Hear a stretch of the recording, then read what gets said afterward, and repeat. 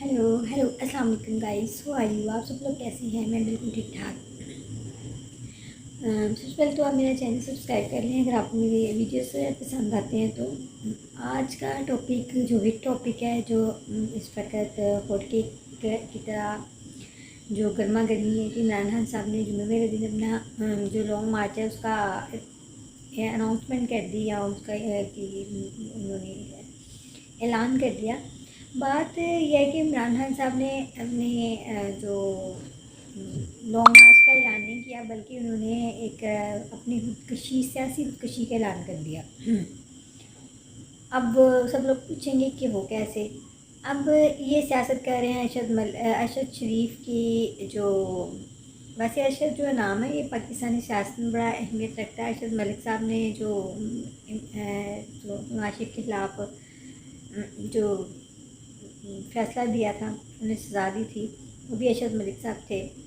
तो इसी तरीके से ये जो अरशद शरीफ साहब हैं, अल्लाह ताला उनको जन्नत फिरदौस में जगह अता करे। उन्हीं के ऊपर बेस करके जो इमरान खान साहब जो अपनी सियासत या अपने लॉन्ग मार्च का, इतने अरसे से जो उन्होंने लॉन्ग मार्च का ऐलान नहीं किया, 25 मई के बाद उन्होंने जो है 1 हफ्ते के बाद आना था, लेकिन वो उन्होंने काफ़ी टाइम के बाद ये ऐलान किया। अब ये इनकी सियासी मौत होगी। अब देखें, वो इदारों पर जो इल्ज़ाम लगा रहे हैं कि अरशद शरीफ को जो है उन्होंने मरवाया, तो देखें अगर मरवाना होता तो इमरान रियाज साहब को भी मरवाते। फिर वो जो फ़ारूकी साहब है, जमीर फ़ारूकी, उसने तो इतनी ज़्यादा बकवास की, इतनी ज़्यादा ओल फोल बका, उसको भी उन्होंने बख्श दिया। इमरान खान साहब जो इतना कुछ बोलते हैं, उनको भी अभी तक कुछ नहीं कहा गया, इवन गिरफ़्तारी भी उनकी नहीं की गई। तो अब गिरफ़्तार करना भी नहीं बनता है। इमरान खान को गिरफ़्तार करने का मतलब है कि उसको हीरो बना दे, उसको मैदान में आने देना चाहिए। अब लोगों को भी समझ आ गई है, कौन अपने बच्चे बेचेगा खुदकुशियाँ कर। ये खुदकुशी वाली बात है ना, कि लोग क्यों खुदकुशी करेंगे इमरान खान के साहब के लिए, पीटीआई के लिए, जो तो शाहाना का चोर भी है, जो कि घड़ी उसने इक़्तिदार में बेची और फिर उसके पैसे अपने पास रख लिए, कुछ हिस्सा उसने तो शाहाना में जमा करवाया। जो सादिक अमीन था, जो बड़ा पॉपुलर एक सादिक अमीन था, वो बेचारा चोर निकल आया। फिर जो फॉरेन फंडिंग ममनुआ जो है वो गैर ममनुआ जो फॉरेन फंडिंग थी, जिसमें कि इन्होंने इसराइल और यहूदियों और हिंदुओं से, इंडियन से पैसे लिए और अपनी सियासी फिर ये ला इलाहा इल्लल्लाह मुहम्मद रसूलुल्लाह, बल्कि ला इलाहा इल्लल्लाह तक का ही विद करते हैं और लोगों को बताते हैं जी इस तरह से आप अपने हकूक़ के लिए निकले। तो बुशरा मानिका और फराह गोगी, वो जो करप्शन करके, जो मलिक रियाज ने करप्शन की, उसका पैसा पाकिस्तान में आया और आपने वापस मलिक रियाज को एक अमेंडमेंट के ज़रिए या एक कानून पास करके, जो भी वो असम्बली से पास करवा के आपने काबीना से उसको मंजूर करवा दिया, और आज तक किसी को नहीं पता कि क्यों आपने जो करप्शन का पैसा है वो उसको वापस कर दिया। अच्छा, चलिए आपकी बात मान लें, अगर नवाज शरीफ करप्शन करे तो वो करप्ट है, अगर जरदारी करप्शन करे वो करप्ट है, जब मलिक रियाज करप्शन करे तो आप उसको उसके पैसे वापस कर देते हैं।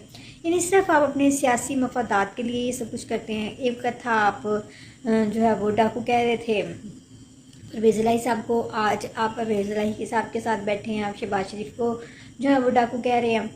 तो मतलब अब हम ये चांद चढ़ गया कि आप अगली हुकूमत में शहबाज शरीफ साहब के साथ बैठेंगे। तो आप अपनी ही बात पे कायम नहीं रहते, अपनी ही बात पर आप जो है वो आपका तकिया नहीं है, आप लोगों को बेवकूफ़ बना रहे हैं। आप कह रहे हैं जी मेरे पास सब कुछ, अगर आपके पास सब कुछ था तो आपने तो शाहाना की घड़ी क्यों बेची? आप कहते हैं ना इमरान खान को सब कुछ मिल गया, इमरान खान अपनी ज़ात के लिए कुछ नहीं कह रहा, तो फिर आप कौम को बताइए ना कि आपने तो शाहाना की घड़ी क्यों बेची, आपने वो जो आरफ नकवी था उससे क्यों पैसे लिए, उसके ज़रिए आपने दुबई के शहजादे से क्यों पैसे मंगवाए। इसी तरीके से आप कौम को बताएं कि आपने मलिक रियाज के पैसे क्यों वापस किए। आप ये बताएं कि आपने अलकादर यूनिवर्सिटी के जो ट्रस्ट है उसमें अपना गोगी का और पिंकी पीनी का नाम क्यों लिखवाया। आप हुकूमत के नाम पे भी तो ले सकते थे ना, ट्रस्ट बना सकते थे, आपने उन लोगों का नाम क्यों डाला। आप लोगों को क्यों बेवकूफ़ बना रहे हैं। आप सिर्फ अपनी ज़ात के हवाले से अरशद शरीफ को भी इस्तेमाल कर रहे हैं। आप हर उस चीज़ को सिर्फ अपने इक़्तिदार में रहने के लिए, और फिर आप कहते हैं मेरे पास तो हुकूमत थी ही नहीं, मेरे पर कादर ही नहीं था, और फिर जो हुकूमत के अच्छे काम में क्रेडिट है वो अपने पास ले जाते हैं, और जो बुरा क्रेडिट है वो आप जो है वो इदारों के सपुर्द कर देते। जब आपके पास इक़्तिदार नहीं था, आप वज़ीर-ए-आज़म थे ही नहीं, आपके पास पावर ही नहीं थी, तो फिर आप किस पावर के लिए लड़ रहे हैं? अब आप किस जंग के लिए लड़ रहे हैं जब आपके पास कुछ भी नहीं था? तो बात यह है कि आप कौम को बेवकूफ़ बना रहे हैं। यूथियास आपके पीछे लगे हैं, वो आपको हकीकी आज़ादी के पीछे लगे हैं, और वो आप उनको मरवाएंगे और मरवा के खुद भी मरेंगे। और एंड क्या होगा? आपकी सियासत ख़त्म हो जाएगी। आपकी सियासत ख़त्म है। इदारे आपको कभी भी सियासत ऐसे नहीं, उनके कंधों पे बैठ के नहीं। सबसे पहले तो इदारों ने आपका बुत तोड़ा जो सादिक और अमीन वाला है, और अब आपका वो जो पॉपुलैरिटी का बुत है ना, वो भी तोड़ेंगे।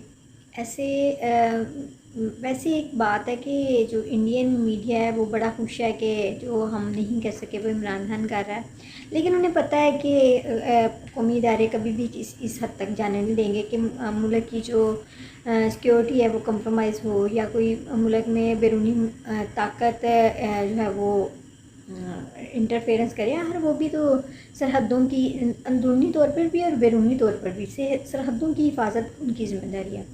अब ये ज़िम्मेदारी उनकी बनती है कि वो कैसे मुल्क को बचाते हैं, आपके फितने से कैसे निजात दिलाते हैं। एक आध जगह पे जनरल बाजवा साहब ने कहा कि इस बुत को मैंने तराशा है, इसको तोड़ूंगा, पाश पाश भी मैं ही करूँगा, मैं अपने जाने से पहले इस बुत को तोड़ कर जाऊँगा। उस बुत को बनाने के लिए इन्होंने नवाज शरीफ को तोड़ा, बहुत तोड़ा, लेकिन नवाज शरीफ आज भी है और शायद आने वाले वक्त में भी रहे। लेकिन इमरान खान साहब, आपकी छुट्टी हो गई, आप बस आप जाने की तैयारी करें।